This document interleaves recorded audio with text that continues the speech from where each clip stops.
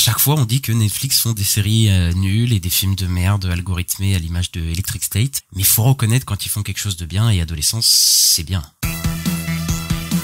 Ces Avengers ne peuvent pas vaincre Ultron. Pas seul. Oui, le professeur. Il n'y a pas de professeur ici. T'as de la poigne pour un tétard. Clin d'œil à ma nana. Alors, certes, il y a eu des scènes de panique, Banana. certains préjugés. Et on descend avec le lapin blanc au fond du gouffre. Eastwood. Clint Eastwood. Qu'est-ce que c'est que ce nom à la mort moelle l'œil? Sa vie dans une école. Pourquoi vous obstinez-vous à ne pas comprendre mon action ? Bienvenue dans ce nouvel épisode de LCDS. LCDS, c'est le format critique de la nuit des sorties. On analyse un film ou une série. Et pour ce faire, je suis, comme d'habitude, avec Al. Bonsoir Al. Bonsoir Ista, comment ça va ? Ça va et toi ? Ça va. Écoute, après Electric State, après Blanche-Neige, on continue les sujets très très doux. Voilà, dans le podcast. Bah non, pas cette fois. Cette fois, ça va parler de sujets un petit peu plus durs que Blanche-Neige. Ah oui. Les princesses qui parlent aux animaux et tout ça. Bon, voilà, c'est bien beau. Et là, on parle de quelque chose d'un peu plus, d'un peu plus actuel, on va dire, d'un peu plus brut, d'un peu plus froid. Le plan séquence, Ista, au cinéma. Alors, qu'est-ce qu'un plan séquence ? Je pense que tout le monde sait ce qu'est un plan séquence maintenant. Je crois que c'est même dans le langage commun, peut-être pas dans le langage commun, oui, mais voilà. Oui, quand même, ouais. En gros, c'est un plan séquence, c'est un plan qui consiste c'est une prise de vue unique dans une même séquence, quoi, dans une même scène. Ça a été beaucoup utilisé au cinéma depuis je sais pas, des dizaines d'années. Toi, est-ce qu'il y a des plans séquences qui t'ont marqué au cinéma, Ista ? Bah moi, à la base, j'avoue que je faisais pas gaffe à ce genre de plan, tu vois. Il y en avait peut-être des films que j'ai vus que je savais même pas qu'il y avait ça, tu vois. Mais la première fois que je crois que j'ai fait gaffe à ça, c'est Les Fils de l'Homme. Ouais, Alfonso Cuarón. Voilà, le fameux plan dans la voiture dont beaucoup parlent souvent. Ouais, impressionnant, ouais. Il y en a un à la fin aussi qui est assez fou, hein. Mais celui-là, ils ont souvent été imités, les plans séquences des Fils de l'Homme, mais ils ont rarement été égalés, hein. Pour le coup, vraiment, les Fils de l'Homme, c'est un grand film. Moi aussi, j'adore ce film-là, quoi. Ouais, c'est un très très bon film en plus de ça, quoi. Et ouais, je pense que c'est la première fois que j'ai vraiment remarqué ça. Et après, bon, il y a eu Daredevil, il y a eu des trucs comme ça. Bah après, il y a eu différents usages du plan séquence. Ouais. Je pense que la séquence d'action, peut-être l'une des plus connues en plan séquence, c'est celui d'Allboy, je pense. Ouais. Parce que là, tu parlais de Daredevil, mais Daredevil s'inspire beaucoup du plan séquence d'Allboy dans le couloir, où tous les geeks ont fait un câble dans les années 2000 quand ils ont vu ce plan séquence et tout. Et voilà, moi, il y a aussi Paul Thomas Anderson qui fait beaucoup de plans séquences, un réalisateur que j'aime beaucoup dans Boogie Nights. Il y en avait un qui m'avait pas mal retourné. J'en ai vu un récemment parce que je m'étais fait les films de Steve McQueen, donc celui qui avait fait 12 Years a Slave, etc. Et dans un de ses premiers films qui s'appelle Hunger, avec Michael Fassbender, il y a un plan séquence de 20 minutes, un truc comme ça, où c'est juste deux personnes qui discutent autour d'une table, et c'est un plan séquence fixe. Donc tu vois, il y a plusieurs usages au plan séquence. Il y a voilà, même si dans le cinéma américain on en reparlera, mais voilà, il est assez utilisé de la même manière. Mais peut-être le plan séquence pour moi qui m'a le plus impressionné que j'ai vu, bon, avec Les Fils de l'Homme, et de toute façon il y en a plein, mais c'est le plan séquence d'ouverture de Snake Eyes. Dans Snake Eyes, c'est un film de Brian De Palma. Dans Brian De Palma, il est connu aussi pour faire beaucoup de plans séquences, et c'est un long plan séquence de 25-30 minutes en gros, et où on suit Nicolas Cage. Ouais, Nicolas Cage a eu une carrière avant de faire des nanars, et c'est un film super en plus. Et en fait, ce plan séquence, il va initier un peu tout le film, et en fait on va le revisiter de différents points de vue, etc. Et c'est hyper intéressant comme utilisation du plan séquence. Bon, voilà, Snake Eyes, c'est un super film avec Nicolas Cage. Mais aujourd'hui, pourquoi on parle de plan séquence ? Parce qu'on parle de Adolescence. Sista est une série qui est faite en plan séquence, il me semble. Oui, que Adolescence, c'est quoi ? C'est une mini-série télé britannique créée par Jack Thorne, donc qui est scénariste sur Skins et sur Elona Holmes 2, et Stephen Graham, l'un des acteurs principaux de la série. Ouais, Stephen Graham, qui a été, il y a des gens qui ont découvert Stephen Graham avec cette série, parce que bon, c'était souvent un acteur de second rôle en général, même s'il est très identifié. Je crois qu'il avait fait la série de Scorsese avec Steve Buscemi. J'ai oublié le nom. Boardwalk Empire, voilà, il s'était pas mal connu là-dedans. Je crois qu'il est dans Peaky Blinders aussi dans quelques épisodes. Bon, il est dans les Venom, mais ça on va pas trop en parler. Voilà. Mais il a été, moi je l'ai connu surtout, il est connu pour avoir été dans Snatch, voilà, l'un des premiers films de Guy Ritchie, voilà, oui, c'est. Il est dans Snatch, je m'en souviens pas. Oui, okay. Il est dans Snatch. C'est un mec. Il a une gueule d'anglais très très fort, je trouve. Enfin, tu sens que le mec respire l'Angleterre, quoi. Et c'est lui qui a créé la série. Il a joué dedans, mais il était à l'initiative de la série avec Jack Thorne. Et ouais, voilà, on va en parler. Qu'est-ce que tu peux nous dire de plus sur la série? Eh bien donc, les 4 épisodes sont filmés en plan séquence et réalisés par Philippe Barantini. C'est ça, Philippe Barantini, il a fait un film il y a 3 ans qui s'appelle The Chef ou Boiling Point en anglais. Et c'est un film avec Stephen Graham, voilà. C'est pour ça qu'il l'a ramené faire réaliser les 4 épisodes, voilà, et qui était un film sur le milieu de la cuisine où on a un chef cuisinier on va vivre une journée, enfin un plan séquence en temps réel, donc de ce chef qui va arriver à son restaurant. Et voilà, Boiling Point, en gros, ça va être une montée en pression dans ce restaurant on va dire vis-à-vis de ses employés, des galères qu'ils ont, de lui vis-à-vis de son restaurant. Enfin, il y a plein de trucs. Moi j'aime bien appeler Debert en 1h30, mais j'ai jamais vu Debert. Donc voilà, tu vois, c'est l'idée que j'ai de Debert, c'est de chef. Mais je crois que Debert, ça parle aussi d'autres choses, quoi. Mais bon, bref. En tout cas, voilà, moi c'était un film que j'avais plutôt aimé, qui avait plutôt une bonne utilisation du plan séquence, voilà. Et on verra si c'est abouti. Il s'appelle Chef en français, je crois, en VF. Deux chefs. S'appelle The Chef, ok.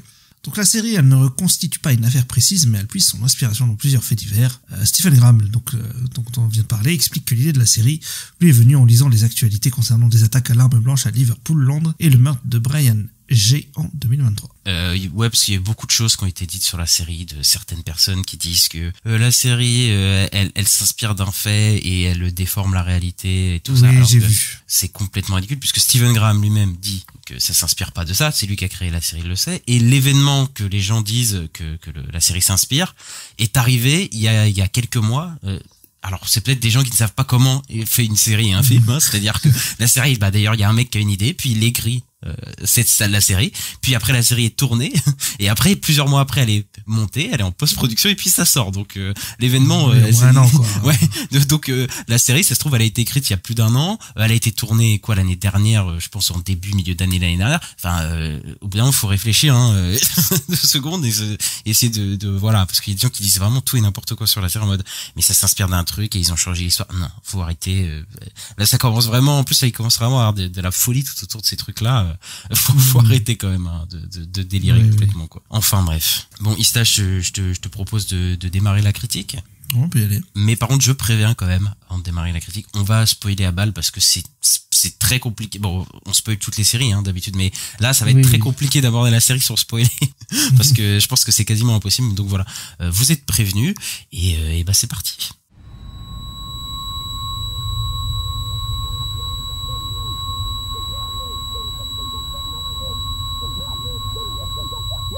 Regardez-moi dans les yeux! C'est fou, hein, les trucs que ton cerveau te fait faire quand t'es un gosse. Jamie Miller, un adolescent de 13 ans, est accusé du meurtre de Katie Leonard, sa camarade de classe, sa famille, une psychologue et l'inspecteur chargé de l'affaire s'interroge sur ce qui s'est vraiment passé. Et on va suivre 4 épisodes sur 4 moments différents vis-à-vis de cette arrestation. Donc l'un qui s'intéresse à l'arrestation, le deuxième qui s'intéresse à l'école, l'environnement de l'école, le troisième qui s'intéresse au cas un peu psychologique de Jamie Miller, celui qui est interpellé, et le dernier qui s'intéresse à la famille, aux répercussions de toute cette histoire. On retrouve du coup Stephen Graham dans le rôle du père, Owen Cooper dans l'enfant qui a arrêté Jamie Miller, Ashley Walters, Erin Doherty, Faye Marseille, Christine Tremarco et pas mal d'autres acteurs. Ista, tu la connais, je vais te la poser la traditionnelle question. Qu'est-ce que tu penses rapidement, sommairement, de Adolescence? C'est pas mal. Voilà. Non mais en fait je l'ai bouffé en un jour, donc je pense que c'est plutôt, en fait c'est prenant, quoi. Sur le coup c'est très prenant comme série, c'est intéressant, en plus ça te montre un peu les procédures oui, policière d'arrestation. Ouais, policière en interne, des arrestations, tout ça, notamment sur les mineurs, parce que là on parle d'un mineur. Donc moi j'ai trouvé ça vachement intéressant parce que ça m'a appris des choses aussi sur le coup, de comment ça fonctionne, etc. Les acteurs sont super, ils jouent tous bien. Le gamin il les joue super, Stephen Graham il est super aussi. Ils ont des accents à couper au couteau, c'est un peu rigolo, mais voilà. Et moi j'étais bien dans l'histoire, je voulais savoir ce qui se passe et tout. Peut-être une petite déception sur le final. En fait j'aurais bien pris un épisode en plus, je pense, pour le procès, parce qu'il n'y a pas le procès sur le coup, on va pas jusqu'au procès. Mais sinon c'est comme même, ouais, c'est une bonne série. C'est chouette. Bon, c'est pas, c'est un truc assez choquant, quoi. Enfin, faut pas regarder ça en étant déprimé ou en étant voilà, quoi. Moi, je sais que par exemple ma mère, je pense pas qu'elle aimerait ce genre de truc un peu. On parle de choses assez graves, tu vois. Et surtout pour les parents, je pense que ça peut être un peu traumatisant. Ouais, en plus. Ouais, en plus. Bon, bah, maintenant, nous, on est grands, donc ça va, tu vois. Il y a pas le trauma de, voilà, je pense qu'ils savent un peu ce qu'on pense et tout, quand même, maintenant, mais bon. Ouais. Clairement, mais ouais, non, mais c'est bien fait. Les plans séquences sont bien foutus. J'avais un peu peur, mais ça marche bien. Et non, c'est une bonne série Netflix, quoi. Alors que généralement Netflix, je râle un peu sur Netflix ces derniers temps, sur le coup. Et voilà, ils ont sorti un truc pas mal, quoi. Bah, je te rejoins parce que à chaque fois, on dit que Netflix font des séries nulles et des films de merde algorithmés à l'image de Electric State. Mais il faut reconnaître quand ils font quelque chose de bien, et Adolescence, c'est bien. Voilà, pour le coup, ils arrivent à s'emparer d'un sujet d'actualité.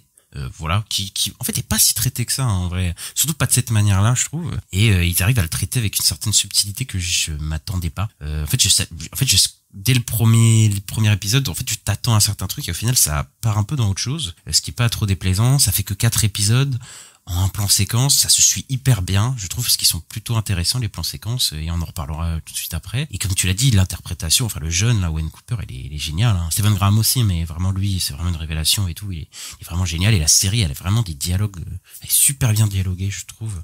C'est son premier rôle, j'avais vu, sur le coup. Ouais, bah ils l'ont pas mal recherché, hein, le gamin, mais là, pour le coup, je dois avouer que ça m'a pas mal impressionné, pour le coup, cette série, même si je suis moins emballé que certaines personnes sont vraiment en adoration. Je trouve que la série a quelques défauts. Voilà, moi aussi le dernier épisode, je trouve que c'est le moins bon, et on reviendra parce que là c'est quand même assez simple de revenir sur les 4 épisodes vu que il y en a que 4 et ils sont assez différents, même si bon, il y a une forme similaire, ils traitent de trucs différents, donc on pourra revenir sur les 4 épisodes séparément, donc ça peut être sympa. Mais ouais, j'ai plutôt été emballé par la série, et oui, je la trouve bien. Voilà, je trouve au niveau de sa hype quand même, voilà. Ce qui n'est pas toujours le cas avec les séries Netflix, donc c'est quand même bien de le préciser. La série est en plan séquence, donc voilà, un épisode, un plan séquence de 50 minutes, 1 heure, ça varie selon les épisodes. Alors le plan séquence, Ista. On en a parlé, oui. On a dit qu'il y en a qu'on aime beaucoup. Ici, c'est assez fou techniquement et impressionnant, mais moi je trouve que dans le cinéma américain, le plan séquence, c'est un peu devenu un effet de style au cinéma. Il y en a beaucoup dans les derniers blockbusters, je trouve. Donjons et Dragons, Black Panther. Il y en a un peu partout, mais c'est pour ça que je dis que c'est devenu un effet de style, parce que ça intervient souvent dans le cinéma américain, mais ça intervient souvent de la même manière, en vrai. Oui. Il y en a qui sont bien, hein. Par exemple, je crois qu'il y a un plan séquence dans... James Gunn, il a fait 2 plans séquences, j'aime bien, dans The Suicide Squad, par exemple, où on a ce combat à travers le casque de Peacemaker à la fin, voilà, pour ceux qui l'ont vu, je sais pas si tu te souviens, à la fin de Suicide Squad, et le plan séquence à la fin de Gardiens de la Galaxie 3 aussi, qui est pas mal, avec les focales qui changent. Mais c'est vrai que c'est souvent utilisé dans le cinéma américain, c'est des plans séquences d'action en général, quoi. C'est des plans séquences pour montrer des performances démonstratives. Joker 2 par exemple, il y avait ce moment-là à la fin où il y avait une bombe qui explosait et d'un coup on embarquait avec le personnage de Joaquin Phoenix, et puis il dévalait dans la rue. Il y avait après l'explosion, il y avait un truc un peu impressionnant et tout. Et en fait, c'est souvent la même chose, et c'est vrai que c'est un peu redondant, quoi. Il y a même des films où c'était entièrement ça. Par exemple, 1917, qui est un film que j'ai vu, que j'avais beaucoup aimé. Enfin, j'avais bien aimé. Peut-être pas beaucoup, mais j'avais bien aimé à sa sortie. Et en fait, plus j'ai réfléchi au film, plus je me dis, en fait, passer son dispositif, c'est vrai que le film a rien de fou à montrer finalement. Et j'ai peur de revoir certains films comme Birdman, par exemple, ou certains films comme ça, où je me dis, est-ce que passer ce dispositif, en tout cas, est-ce que ces films sont si intéressants? Bon, je les reverrai, hein, peut-être que pas du tout, et ça sera bien. Par exemple, là, Les Fils de l'Homme, je l'ai vu 2 ou 3 fois. À chaque fois, je trouve que c'est plutôt pertinent. C'est très celui-là, il y a un vrai fond, il y a un truc et tout, mais c'est vrai que les 2 autres que tu dis, moi, j'avais beaucoup aimé, hein, les 2. Ouais, mais pareil, mais tu vois, c'est juste que rétrospectivement, tu te dis, est-ce que c'était si pertinent que ça? Tu vois, de Revenante, même, j'ai des images de plans séquences avec Leonardo DiCaprio dans la neige, là, qui est à fond dans la performance, tu vois. Donc je me dis... Revenante, j'avais moins aimé, moi, sur le coup. Ouais, moi aussi, mais il y avait un peu ce truc-là de performance un peu visuelle, et l'acteur de le montrer galérer dans la neige, tu vois. Il y a un peu ce truc-là. Et il faut savoir aussi que le plan séquence est pas mal utilisé pour gagner du temps, pour économiser de l'argent, en fait, parce que un plan séquence, c'est filmé en un plan. Donc, du coup, si c'est plutôt bien géré, ça a moins dur de tournage. Ça permet de tourner extrêmement rapidement des séquences, 10 minutes tu les tournes en une fois quoi. Ça se trouve, la première prise ça marche et bah voilà, t'as fini ta journée. Donc moins de jours de tournage, t'as moins besoin de générer des figurants, parce que c'est ça aussi le problème au cinéma, c'est que les figurants ça coûte assez cher au final. Les figurants sont pas si bien payés que ça, mais de payer un jour de tournage avec plein de figurants, de payer la bouffe pour ces figurants, enfin vraiment de payer un peu tout ça, tout ce package là, ça coûte cher.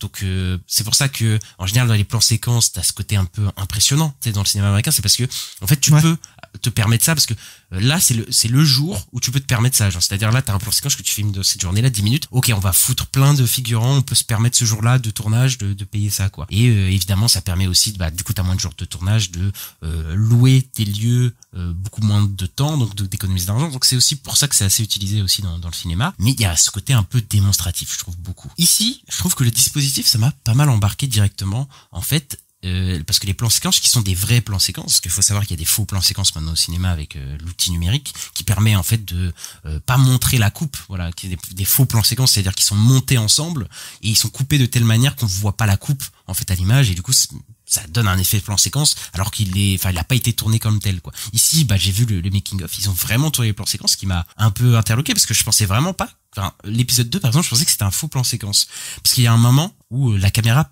passe à travers une vitre et je me dis s'ils passent à travers une vitre ils ont forcément coupé, et en fait non, ils ont apparemment mis la fenêtre en CGI en fait, donc c'est pas une vraie fenêtre, mais du coup ils ont vraiment passé la caméra là comme ça, donc en fait ils ont utilisé pas mal de trouvailles, et techniquement le truc, ils ont vraiment poussé le truc quoi pour créer ces 4 plans séquences. Bon voilà, Philippe Barantini il avait déjà fait ça avec Deux Chefs, voilà, c'est un peu la même idée, mais quand même il avait réussi à bien gérer le truc pour que vraiment je suis assez impressionné quoi par l'aspect technique du film. Et il y a cette idée de montrer ces plans séquences et de filmer une montée en tension en fait, qui va exploser à la fin de l'épisode. En général à la fin de l'épisode il y a un truc qui explose, je pense à la fin de l'épisode 1, à la fin de l'épisode 4 surtout, voilà, et en fait dans les 4 c'est à peu près la même formule, et c'était à peu près pareil dans The Chef. Et Ista, est-ce que ces plans séquences t'ont plutôt embarqué? C'est lequel d'ailleurs ton préféré peut-être aussi? Peut-être ça t'a pas embarqué du tout mais je pense que si. Si, moi ça m'a embarqué, je trouve que ça marche super bien en fait. Il y a un truc moi que je trouve qui marche bien, c'est le fait que ça change de sujet, tu sais, je vois surtout l'épisode 1, tu sais, où ça change de point de vue, de point de vue. Tu changes de point de vue, tu passes d'un personnage à un autre par le plan séquence en fait, et je trouve que ça marche super bien, et ça te met à fond dedans en fait. Sur le coup, en fait c'est au lieu d'avoir des coupures comme t'as dans une série normale ou dans un film normal où ça va couper et puis tu vas passer à d'autres personnages, là en fait ça va suivre un autre personnage par un plan séquence en fait, et ça marche super bien je trouve, et ça fait que t'es vraiment dedans je trouve tout le long. Ouais. Peut-être dans le 4 où c'est un peu tu restes un peu sur les mêmes personnes et c'est peut-être un peu long sur le coup. Mais encore l'épisode 3 il marche bien alors qu'on reste sur les mêmes personnes, donc je sais pas, mais ouais, moi c'est peut-être l'épisode 1 parce que je trouve qu'il y a une vraie dynamique tout le long sur le coup qui fait que t'es vraiment à fond dedans quoi, qui marche super bien pour moi quoi. Je te rejoins en fait, parce qu'il y a cette notion d'immersion en fait dans ce plan séquence, c'est-à-dire en plus en temps réel, c'est-à-dire que le premier épisode c'est 1 heure, mais dans la diégèse du film, dans l'histoire du film, c'est 1 heure aussi en temps réel. C'est-à-dire au bout d'un moment ils disent ça fait 20 minutes qu'il y a eu l'arrestation, et si tu regardes, ça fait vraiment 20 minutes sur ta barre de la timeline que ça fait 20 minutes que l'arrestation a été faite quoi. Donc en fait ça t'engage plutôt pas mal quoi. Et c'est vrai qu'il y a en fait le fait d'avoir aucune coupe, en fait, d'être dans un plan séquence, ça permet une immersion parce que ça maintient notre attention. En fait, il y a pas de trucage. En fait, on a cette impression de pas de trucage en fait quand on regarde la série. C'est ça qui, je pense, maintient notre attention. Et surtout que c'est extrêmement bien rythmé et intelligent en fait, comme tu disais dans les changements de point de vue. Parce qu'en fait, j'avais peur. Je me dis mais comment ils vont gérer ça? Et en fait, par exemple, l'épisode 1, ils ont construit tout le set et tout. Donc tout a été pensé en amont pour que les changements de point de vue se fassent de manière hyper fluide. Ouais, ils doivent tout penser à l'avance, hein. Ouais. C'est ça, et pour garder en fait une certaine tension quoi. Et en vrai, c'est ça qu'on a peur dans ces genres de plans séquences, c'est que en fait, on aurait pu sentir les moments de flottement, c'est-à-dire le moment où la caméra passe d'un personnage à un autre, etc. Mais ici, je trouve que c'est assez bien pensé pour qu'il n'y ait pas de moment mou, en fait, où il y a une baisse de la tension, ou voilà quoi, ou tu sais, ou de certains films en plan séquence où on attend qu'un personnage se déplace à un autre endroit. Tu vois, il le suit. Je pense à, je sais pas si t'avais vu le film Athéna sur Netflix. J'ai pas vu ça. Et qui parlait qui se passait dans une cité, il y avait une genre de guerre civile, et en fait, dans certains moments, tu sens le personnage, la caméra le suit, et en fait, tu le vois aller d'un point A à un point B, et en fait, c'est un peu long, quoi. Tu fais, ok, bon, il va arriver à l'endroit et tout, tu vois. Donc voilà. Mais ce que j'aime bien aussi, c'est qu'il n'y a pas uniquement cette volonté d'immersion, en fait, dans Adolescence. Et comme je disais avant, vis-à-vis du cinéma américain, il n'y a pas cette volonté impressionnante, tu vois. c'est pas pour faire des démonstrations techniques en fait, ces plans séquences. Il y a pas de explosion, tu sais, ou de trucs qui t'embarquent, et en vrai ça aurait été tu vois ça, mais ça aurait été contre-productif d'avoir une volonté de rendre le truc impressionnant, parce que la série se veut réelle, et donc si tu veux montrer les choses de façon réelle, bah tu peux pas les montrer de façon impressionnante tout le temps, enfin sinon ça aurait été insupportable. Sauf peut-être, je reviendrai à l'épisode 2 où je sens un petit peu le truc technique quand même, mais j'aime bien avoir ces plans séquences, parce que j'ai vraiment l'impression d'être à la place d'un observateur en fait, d'un vrai observateur. Bon, la série se veut hyper froide dans son approche, hein. Et la photographie elle est très froide, voilà, mais cette froideur elle me semble hyper juste en fait dans ce que la série veut développer, dans le propos, parce que il y a une volonté en fait dans ce plan séquence, c'est, comme je l'avais dit plus tôt, de pas avoir d'artifice. C'est un peu de vouloir se confronter à la vérité en pleine face pour ces personnages, quoi, tu vois. Il y aura pas de trucage, quoi. C'est ça que j'aime bien dans cette idée là, quoi. Et ouais, on passe de 4 épisodes différents en fait, dans chacun épisode traite d'un aspect en fait de l'événement en fait qui a eu lieu, et tous les épisodes ne se valent pas, mais l'épisode 1, comme tu l'as dit, c'est clairement le plus immersif. C'est ton préféré toi pour le coup, c'est ça? Je pense, ouais, je pense que pour moi c'est mon préféré pour l'immersion, ouais, sur le coup. Ouais, bah c'est vrai que c'est la première fois que enfin peut-être pas la première fois, mais en tout cas c'est vrai que j'ai une vraie impression de véracité dans cette arrestation d'un mineur, quoi, dans tous les protocoles dans lesquels il doit se confier, etc. J'ai vraiment l'impression que c'est vraiment réel, et je trouve que c'est l'épisode qui jongle le mieux avec les points de vue. Pour le coup, parce qu'il y a l'épisode 2 qui jongle avec les points de vue aussi, mais ici je trouve que en fait on passe d'un perso à l'autre de manière hyper fluide, et en fait on observe vraiment cette place de l'observateur, la manière de réagir à la situation horrible de chacun des différents points de vue. Ouais, bah c'est ça qui est intéressant, c'est que tu vois le côté des flics et tu vois le côté de la famille, et c'est du ça, gosse et aussi, le côté du gamin, voilà, donc ouais, sur le coup tu vois un peu tous les points de vue, et ouais, ça te fait relativiser certains trucs, etc. Et cette volonté d'avoir plusieurs points de vue, ça aussi, pour la question morale, je pense que c'est important, parce que ça permet de ne pas avoir de jugement moral en fait sur ces personnages. C'est-à-dire qu'on a le point de vue de tout le monde sur cette histoire. Tu vois, on n'a pas un mec, on n'a pas le point de vue accusateur de quelqu'un ou quoi. C'est vraiment cette idée-là, et ça marche vraiment dans l'épisode 1, parce que en fait, le petit, tu le regardes, et on est vraiment, parce que comme il y a une volonté d'être impartial en fait dans cette arrestation, je trouve ça marche, parce qu'en fait, on sait pas du tout s'il est coupable ou pas. Même, on est même plutôt de son côté, hein, je dirais même au début, parce qu'il a vraiment une bouge un peu d'ange, hein, quand même, le garçon, quoi. Et c'est celui qui utilise le mieux le côté temps réel, quoi. C'est-à-dire tous les protocoles et tout. J'ai l'impression que c'est vraiment millimétré, et c'est vraiment comme ça que ça se passe, quoi. Et d'ailleurs, je suis content que l'épisode 1 se finisse en nous révélant la réponse de est-ce qu'il est le coupable ou pas? Et il est le coupable, voilà, on l'apprend assez vite. Parce que, tu sais, je me suis dit, ça peut être une très bonne série un peu policière de savoir est-ce qu'il l'a fait ou pas. Ça aurait été peut-être bien, mais ça aurait été un peu déjà vu, quand même, je pense, tu vois. Et le fait que la série se porte pas sur le suspense, est-ce qu'il a fait ça ou pas, bah, ça s'attarde sur le pourquoi, en fait. Pourquoi il a fait ça. Et c'est là que c'est intéressant, je trouve, la série, parce que c'est là où elle parle du masculinité toxique, d'incel, et on reviendra sur ça plus tard. Et ça permet d'explorer le pourquoi. Et s'ils avaient pas traité ça comme ça, je pense qu'ils avaient gardé le mystère, je pense que ça aurait pas permis d'explorer clairement la question, en fait, pour le coup. Ouais, je voulais juste dire un truc tout à l'heure, c'est aussi sur le fait que tu disais qu'on est plus aussi un peu du côté des gamins, c'est parce que aussi, dans l'histoire, voilà, quand ils arrivent, bah, par exemple, il a fait pipi au lit, et, enfin, il a le pantalon tout mouillé, tu vois, et tu te dis, ah ouais, le pauvre et tout, tu vois. Puis la manière de l'arrestation, elle est comme hyper violente, enfin, il défonce la porte aussi, et tout, c'est assez choquant, quand même. Clairement, et puis tu vois que c'est une famille plutôt normale, en fait, hein, sur le coup. Ouais.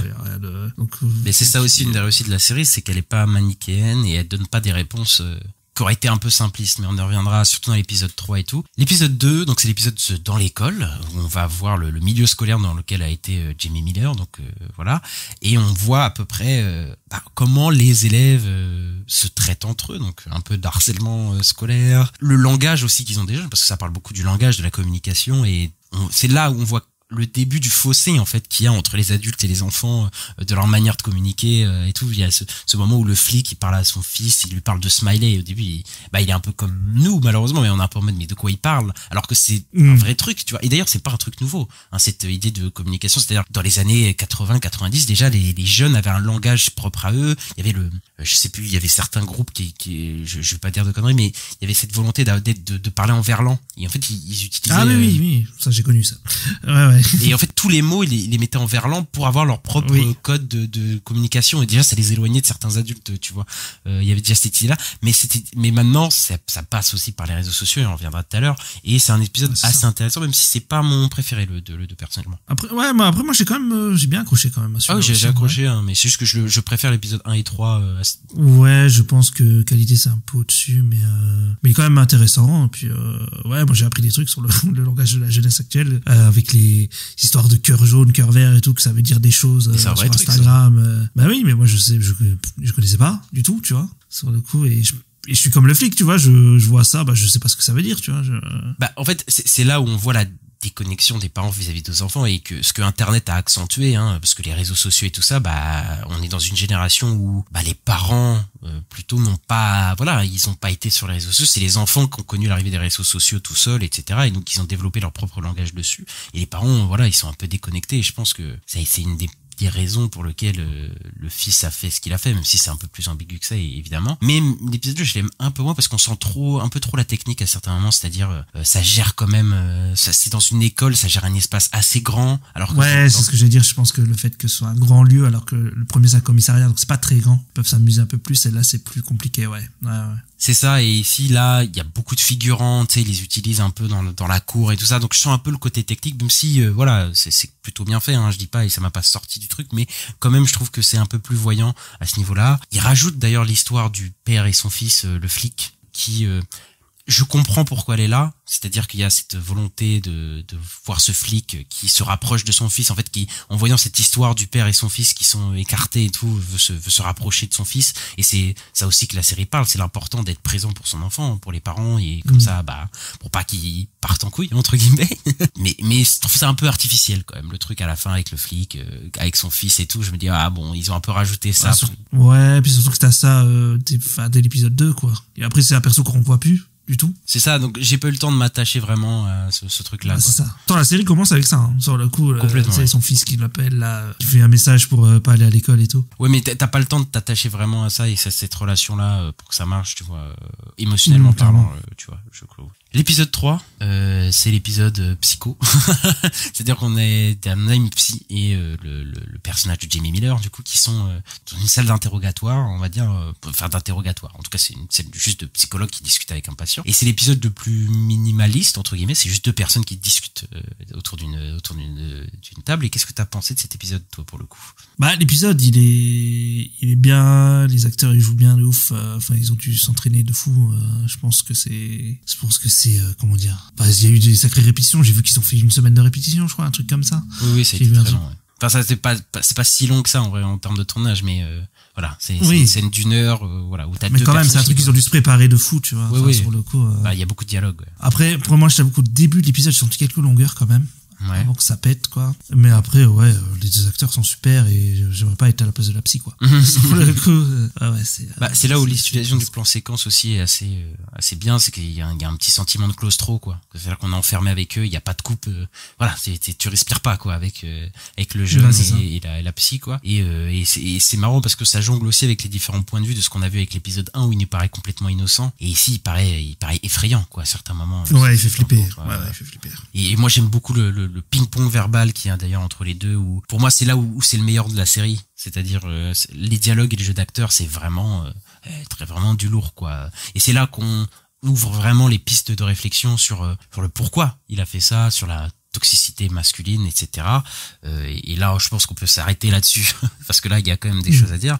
Mais effectivement, la série parle de masculinité toxique et même plutôt de construction masculine aujourd'hui. Hein. C'est-à-dire, c'est quoi être un jeune adolescent dans notre société actuellement, tu vois, d'être un ado au lycée, au collège. Et évidemment, ça parle de masculinité toxique et d'incel, voilà, des célibataires involontaires, voilà, comme ils s'appellent. Et c'est extrêmement bien dialogué, comme j'ai dit, en fait. Déjà, il y a cette représentation sociale, je trouve, parce que là, on parlait des accents et tout, mais je trouve que c'est bien d'avoir ces différents accents en termes de représentation sociale, parce que tu sais, c'est pas toutes les familles d'Angleterre qu'on représente. C'est vrai qu'on a parfois dans certaines séries ou quoi, on a une certaine représentation, et je trouve que c'est bien d'avoir certains différents accents. Mais la série c'est plutôt bien dialoguée parce qu'il y a vraiment pour moi un sentiment de discussion réelle, tu vois. J'ai pas l'impression qu'ils jouent, qu'ils lisent un texte, tu vois, les acteurs. Je pense qu'il y a eu un peu d'impro, hein, évidemment, mais les discussions entre adultes et enfants, je trouve que c'est particulièrement bien fait parce que je pense que c'est assez dur à faire parce qu'il y a un écart entre l'enfant et l'adulte dans la manière dont ils communiquent, etc. Et c'est dur de retranscrire ça. Même dans l'épisode 2, t'as ce moment où le flic parle à son fils, il lui explique les smileys, l'autre il comprend pas, il commence à lui parler des trucs d'incel, tu sais, le 80-20% là, le 80% des femmes sont attirées par 20% des hommes, et tu te dis mais le flic, mais qu'est-ce qu'il raconte, faire des trucs comme ça, quoi, genre t'as 13 ans, qu'est-ce que tu me racontes, quoi. Et c'est pour ça aussi que l'épisode 3 est mon préféré, mais je trouve que ça explore bien son rapport aux femmes, c'est-à-dire que c'est clairement un incel, hein, c'est-à-dire un célibataire involontaire, c'est-à-dire c'est un groupe de personnes qui se rejoignent sur les réseaux sociaux, de jeunes hommes en général, hein, et qui reportent toute la faute sur les femmes. S'ils ont pas de copines, c'est à cause des femmes. S'ils se comportent comme ça, c'est à cause des femmes. Voilà, il y a aucune remise en question personnelle. Et c'est des discours malheureusement qui pullulent pas mal ces dernières années, hein, sur les réseaux sociaux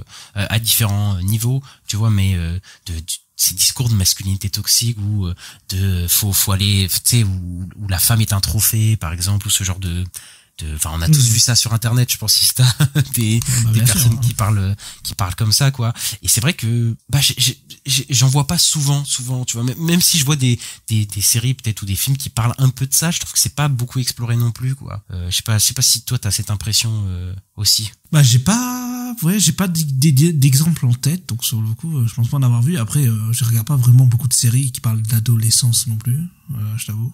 Non mais tu vois, on a tous vu des films ou des séries qui parlent d'hommes toxiques ou quoi, mais d'incel, surtout à l'adolescence, etc. J'ai pas l'impression que c'est une partie qui est vraiment explorée, alors que pourtant ça se développe énormément, je trouve, à ces âges-là, quoi, ce genre de discours, quoi. Ah bah oui, je pense que ça se construit beaucoup, vers là. Hein. Souvent les collège, lycée, fragiles ou quoi, tu sais, t'es facilement influençable et voilà, quoi. Et surtout chez les hommes jeunes, quoi. Et même ce rapport qu'il a aux femmes est assez, je trouve, assez subtilement fait. Mais tu vois, par exemple, le fait qu'il choisisse son père pour qu'il soit son adulte, qu'il soit avec lui, le fait qu'il veut pas du tout parler à sa sœur, à sa mère de l'histoire, à la fin dans l'épisode 4, il est au téléphone avec son père et tu sens qu'il voulait pas du tout parler de ça avec sa sœur et sa mère, hein, tu vois, parce qu'il a un rapport aux femmes assez spécial, et avec la psy en elle-même, hein, où il a un rapport assez spécial aussi, c'est-à-dire que il lui dit à un moment même qui est assez violent, où il dit qu'elle est pas belle, tu vois, il lui fait comprendre ça, mais à la fin quand même, au moment de partir, il veut quand même son approbation, tu sais, il lui dit, il force quand même, hein,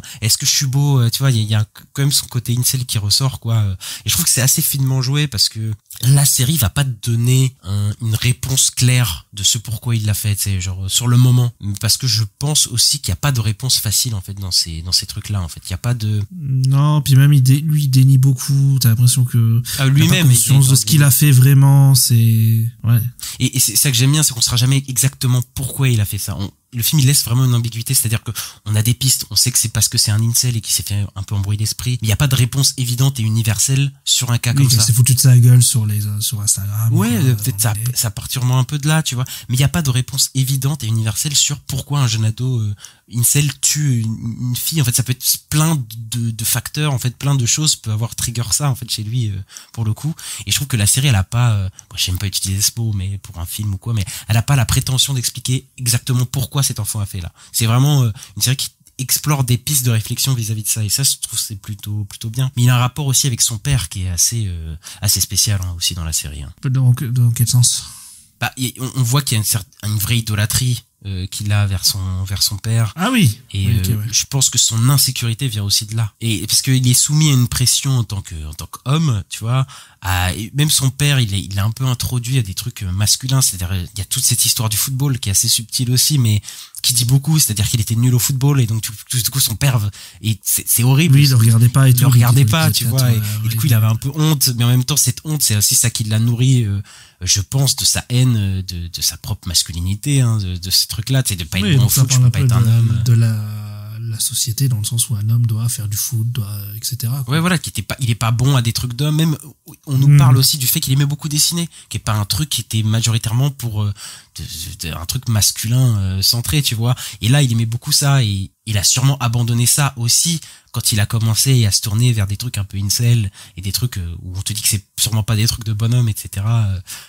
Sur ça, quoi. Et oui, en fait, beaucoup parlent du problème de communication avec son père, quoi. C'est-à-dire que le père, qui est pas du tout cliché aussi, ça, dans sa caractérisation, c'est-à-dire que c'est un père qui, lui, a subi des abus et veut pas du tout les reproduire à son fils, en fait. Il veut pas frapper son fils. En fait, dans cette volonté de pas vouloir reproduire des abus, en fait, il devient mutique, il parle plus à son fils. Il s'éloigne de lui, en fait. Il est, et c'est ça aussi qui est assez, c'est pour ça que ça parle aussi de communication, de problème de communication. C'est-à-dire que le fils qui idolâtre son père et qui voit tout à travers son père, et en fait, il vit sa relation comme ça avec lui, c'est-à-dire sans aucune communication. En plus, il le dit, le père, j'ai commencé à développer ma société, ça a bien marché, et du coup, je revenais plus, j'étais plus à la maison. Oui, je le voyais plus, ouais. Il rentrait trop tard, il partait tôt, donc il voyait plus personne, en fait. Et c'est là aussi, ça questionne sur le rapport à la technologie, c'est-à-dire que les parents sont complètement dépassés par la technologie, quoi. Comment savoir ce que ton enfant voit sur les réseaux sociaux? Parce que, en fait, même sans le vouloir, ton fils, il peut tomber sur des trucs très problématiques, parce que voilà, sur internet ça peut voilà, et en plus il le dit au bout d'un moment, il recherchait des trucs sur le sport, et à un moment il s'est retrouvé c'est sûrement là que ça a commencé, mais tu sais c'est Andrew Tate, je pense, ou un truc comme ça, hein, mais on sait que ces milieux un peu sont remplis de mascus. C'est pas parce que tu fais du sport que t'es un mascu, mais on sait qu'il y a beaucoup de milieux sportifs et tout ça qui sont récupérés par des mascus un peu toxiques, un peu incel, et voilà, il a sûrement dû tomber là-dessus aussi, sur ça, tu vois, ça laisse des pistes de réflexion vis-à-vis de ça, quoi. Et ça me fait penser aussi à l'époque où il y a beaucoup de gens qui sont intéressés à la politique, et les gens regardaient Soral, quoi, tu vois. Tu vois, oui, délire, quoi. Oui, mais après tu peux te faire endoctriner un peu de n'importe où, et là surtout sur les jeunes, les ados, quoi. Et c'est d'ailleurs le psy la questionne beaucoup sur le père. Et au début on se dit, tu sais, la première bise, on se dit putain, il parle beaucoup du père. Est-ce que ça va aller sur le truc de, est-ce que c'est un père violent et tout? Et non, la série elle évacue ça direct. C'est pas un père violent et tout. Mais la psy elle le questionne sur son père pour savoir en fait qu'est-ce que c'est un homme pour lui, tu vois. Parce que pour Owen Cooper là, pour le Jimmy Miller là, être un homme c'est être son père. Et lui, comment il voit son père? Et il voit son père de manière à ce qu'il fait des trucs de mec, tu vois, c'est un peu ça, tu vois. Donc tu sais, elle essaye vraiment de déconstruire un peu sa psychologie et tout, et je trouve cet l'épisode 3 hyper intéressant vis-à-vis de tout ça, quoi, en fait. Et vraiment la justesse de l'interprétation aussi, ça faut le dire, on l'a dit avant, mais c'est vraiment dans la retenue, vraiment les personnages sont vraiment dans certaines retenues que j'aime bien. Ils sont pas dans à part peut-être à la fin de l'épisode 4. Non, dans l'épisode 3, je trouve la psy, elle a des changements d'expression. Des fois, elle a l'air toute gentille aussi. Des fois, elle a l'air, les deux, en fait, ils changent d'expression et tout. Mais il y a vraiment une gradation dans dans les changements d'émotion des personnages, pour le coup, où il y a tu sais, ils ont un côté un peu amical au début, ils parlent de choses un peu amicales, et même lui, la sandwich et tout, là. C'est ça, le sandwich aussi, ça dit beaucoup, parce que ça finit à la fin, où elle récupère le sandwich, mais elle peut même plus le toucher, quoi. Elle le pose et elle est un peu dégoûtée, quoi, du truc. Mais le petit là, Owen Cooper, lui, je pense qu'il a vraiment un super avenir. Comme je l'ai dit, il a vraiment une tête de jeune enfant prépubère, quoi. Le mec, il a une voix aiguë, mais tu te dis jamais que ce mec-là, il est terrifiant. Et non, en fait, il peut être terrifiant, en fait, ce garçon-là. Et j'aime bien aussi ce côté de la série, de se dire, en fait, cette famille, c'est pas une famille à problème. Cet enfant, il est bon à l'école, il a pas du tout des traits masculins très appuyés. Voilà, c'est un petit enfant prépubère un peu qui a tous les aspects d'un petit fragile. Et en fait, la série te dit que ça peut arriver dans n'importe quelle famille, en fait, cette histoire-là. C'est pas une histoire de... c'est ça, hein. N'importe qui peut se faire endoctriner là-dedans, quoi. Et le gamin, il est incroyable, hein, voilà. Oui. Il en fait pas trop, dans l'énervement, dans la sympathie, etc. Il est vraiment parfait, quoi. Et Stephen Graham aussi, hein. Vraiment, Stephen Graham, il est super, il est très touchant aussi, cet acteur. Ouais, c'est son accent, là, avec, quand il dit tout le temps love. Good morning, love. Voilà, l'accent. Sweetheart et tout. Ouais, mais moi, le moment où vraiment il joue hyper bien Stephen Graham, c'est la fin de l'épisode 1 le moment où il voit la vidéo, et tu vois dans son regard l'incompréhension au début, tu sais, il a les yeux plissés, mais tu sais, mais vraiment, il le fait hyper naturellement, où, tu sais, il comprend pas, tu sais, il le voit, mais il arrive pas à y croire, et tu sais, et d'un coup, ça le détruit. Il bouge plus, il a les mains sur la bouche, et il bouge plus aussi. Tu sais, c'est un peu tout en retenue et tout, c'est pas, tu sais, il explose pas comme dans certaines séries ou dans certains trucs, tu vois. Il y a la déception. Qu'est-ce que t'as fait, en mode, il fout une claque ou quoi, tu vois. Et je me dis, ça va être quoi sa réaction? En fait, il le prend dans ses bras et tout. Après, tu vois, c'est comment réagir à cette situation-là, tu vois, parce que c'est la destruction d'un monde pour lui, quoi. Clairement, j'adore il passe de l'incompréhension au début à la déception, et puis à la finale, à l'acceptation. Enfin, vraiment, juste dans les regards et tout, c'est vraiment hyper bien fait, quoi, pour le coup, quoi. Et l'épisode 4, c'est l'épisode qu'on aime un peu moins, nous deux. Toi, pourquoi tu l'aimes un peu moins? Tu trouves qu'il tire un peu en longueur, c'est ça? Ouais, il est un peu long. Il fait plus d'1 heure, je crois. Il fait 1 heure, il fait à peu près comme l'épisode Ouais, mais c'est moins, t'as pas le changement de point de vue et tout, là tu restes sur les mêmes personnes pendant tout le long. Sur le coup, bon, des fois tu passes au père ou à la sœur ou à la mère, mais bon, t'es surtout beaucoup sur le père, hein, quand même dans l'épisode. Et bon, après Stephen Graham il est super, mais par exemple je trouve le voyage en voiture, qu'est-ce qu'il est long quand ils vont jusqu'au Castorama là, enfin ou l'espèce de Castorama, je trouve un peu long quoi, sur le coup. Des moments comme ça. Après, je trouve que c'est quand même intéressant, mais oui, mais en fait, je comprends moi le parti pris de prendre ce point de vue de cette famille des mois après. Je trouve que c'est intéressant de voir les répercussions sur eux. Mais comme toi, je trouve que l'épisode il est étiré pour le coup, quoi. Même si cette idée de la voiture est assez bien fait parce on est à l'extérieur de la voiture et ils ont ce trajet en voiture qui se passe plutôt bien d'ailleurs. En plus, ils rigolent et qui contraste beaucoup avec le trajet retour final qui lui est assez déchirant où là la caméra est vraiment dans la voiture avec eux. Mais je trouve que l'épisode est moins percutant justement parce qu'il est étiré. J'ai l'impression que en fait ils ont étiré pour qu'il fasse 1 heure alors que l'épisode j'ai l'impression qu'il aurait dû faire 40 minutes, je sais pas, genre et je trouve qu'il a un côté aussi, là je parlais de la série assez en retenue, assez froide, et je trouve qu'il est un peu trop tire-larme cet épisode à la fin, c'est-à-dire que on a tape plusieurs, mais vraiment j'ai l'impression que ça dure 15 minutes de pleurs quoi, de Stephen Graham et sa femme à la fin, avec une musique dramatique qui est très belle d'ailleurs, très très belle la musique, mais qui est hyper appuyée tu vois pour le coup, et je trouve que ça tire vraiment dans le pathos, un peu trop dans le pathos, et je trouve qu'ils auraient dû réduire la séquence de pleurs et un peu moins l'appuyer, et voilà, je trouve que voilà, c'est un peu dommage pour le coup. Ouais, je suis un peu d'accord, mais après j'aime bien la discussion qu'il y a entre la mère et le père à la fin, sur le coup dans la chambre, où ils se demandent qu'est-ce qu'ils ont fait de mal en fait pour qu'ils deviennent comme ça, et ils se disent quand même on aurait pu faire mieux quoi. Sur le coup en fait c'est ça que j'aime bien aussi, c'est l'ambiguïté, c'est-à-dire qu'ils se disent, ils ont reconnu qu'ils auraient pu faire mieux, mais en même temps la réponse elle est pas aussi simple parce qu'il y a un moment aussi un dialogue assez bien fait, c'est-à-dire que ils disent au bout d'un moment mais comment on a fait notre fille qui elle est plutôt bien tournée, il dit de la même manière qu'on a fait l'autre en fait, donc en fait il y a un truc aussi de en fait ils ont traité ces deux enfants de la même manière, il y en a un qui s'en est bien sorti et l'autre voilà, il s'en est mal sorti, mais je pense que c'est plus un problème de communication. Il n'y a pas une réponse simple, en fait, à cette histoire, tu vois. Non.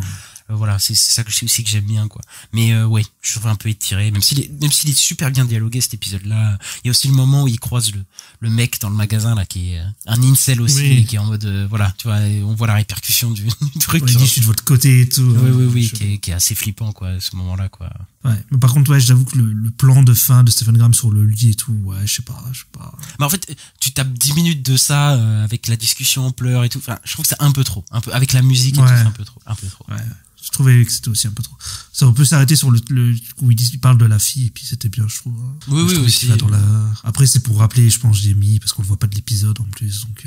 Oui, voilà, la fin d'une certaine innocence, voilà, la fin d'un monde, parce que son fils, voilà, c'est fini. Enfin, je veux dire, c'est fait un peu fini pour lui, quoi. Le fait qu'il plaide coupable aussi, je me dis que, il y a eu aussi un petit peu d'espoir, peut-être à la fin, tu vois. Voilà, c'est ça, ouais. Il y a l'image aussi du fait qu'il lui envoie un dessin, comme je disais, où lui qui a arrêté de dessiner, sûrement parce que c'est ça que je trouve que la série est subtile, parce que c'est pas pas des trucs qui sont dit, mais j'imagine clairement le fait que le dessin qu'il a arrêté de faire, c'est parce qu'il est rentré dans des trucs incel mascu et qu'à la fin il dessine quand même on fait un petit dessin à envoyer, peut-être qu'il y a un espoir qui redevienne un peu comme avant, même si bon, on va pas se mentir, là, il y a une vie qui est un peu détruite, hein, quand même, là. Il a tué, double vie, parce qu'il y a une personne qui est décédée. Il y a une personne qui est morte, donc là, il a tué la vie. Après, on sait pas combien il prend d'années de prison et tout, tu vois. Oui, mais je veux dire, quand même, un événement comme ça détruit une famille et ça détruit la personne qui l'a fait. Enfin, je veux dire, là, il en a pour un moment et, on va pas se mentir. Et puis même ça les détruit eux, le truc du van et tout, les gens qui taguent. Ils ont une réputation maintenant, enfin voilà, même lui s'il sort un jour, voilà, ça va être très compliqué, tu vois, pour le coup. Voilà quoi. Mais globalement, on est plutôt satisfait, toi et moi, Ista, de la série, voilà.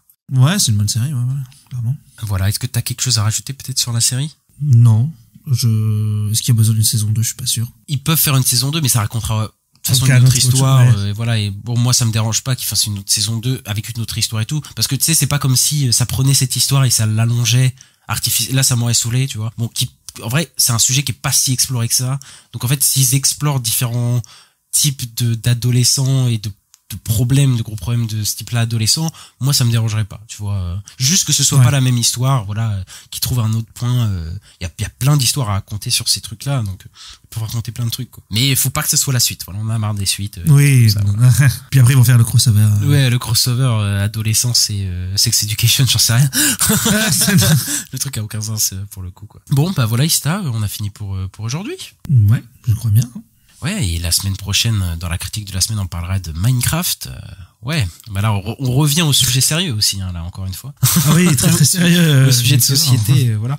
Bah après, ça se trouve, ce sera bien, Ista, on y croit? On espère. Ouais, Vas-y, on va espérer. C'est le seul truc qu'on peut faire, c'est espérer.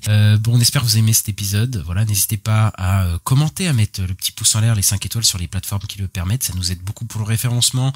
À vous abonner. On est disponible partout sur toutes les plateformes d'écoute qu'on a pu être disponible. Donc, c'est-à-dire Spotify, Acast, Apple Podcast, Google Podcast, Deezer, Podcast Addict. On est un peu partout et j'en oublie sûrement. Et à nous suivre sur les réseaux sociaux @la nuit des sorties. Donc, sur Blue Sky, sur X, sur TikTok, sur Instagram, sur YouTube. On est disponible partout et on se retrouve très bientôt pour les news de la semaine, Ista. Oui, à bientôt. Allez, ciao.